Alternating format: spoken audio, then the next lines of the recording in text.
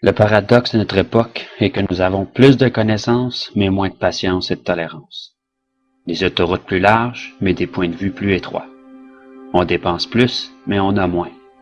On achète plus, mais apprécie moins. Nous avons de plus grandes maisons, mais des plus petites familles. Plus de commodités, mais moins de temps. On a plus de diplômes, mais moins de sens.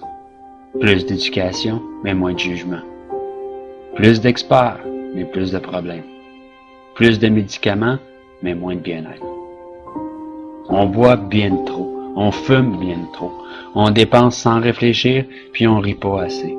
On conduit trop vite, on se fâche trop, on se couche trop tard, puis on se lève trop fatigué. On lit pas assez, on regarde trop de TV, puis on ne médite pas assez. Nous avons multiplié nos possessions, mais perdu nos valeurs. On parle trop, aime trop rarement, puis haït trop souvent. On a appris à gagner sa vie, mais pas à la vivre. Nous avons ajouté des années à la vie, mais pas de vie aux années. Nous sommes allés sur la Lune, mais il nous est difficile de traverser la rue pour rencontrer un nouveau voisin. Nous avons conquis le cosmos extérieur, mais pas notre chaos intérieur. On fait des choses plus grandes, mais pas meilleures.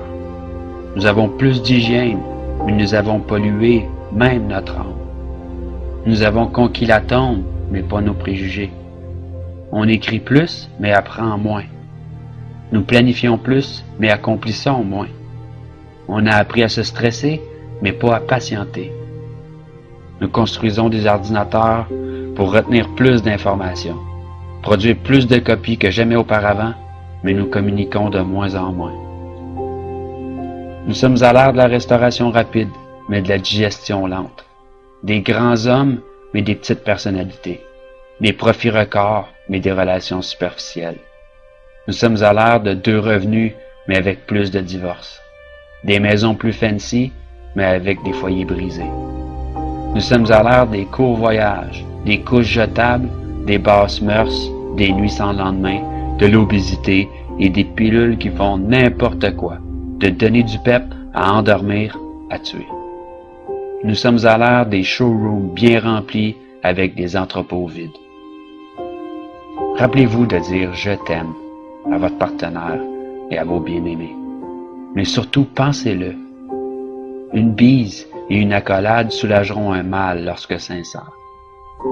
Souvenez-vous de vous tenir la main et de chérir ce moment présent lorsqu'un jour cette personne nous quittera. Prenez le temps d'aimer, de parler et de partager vos pensées précieuses.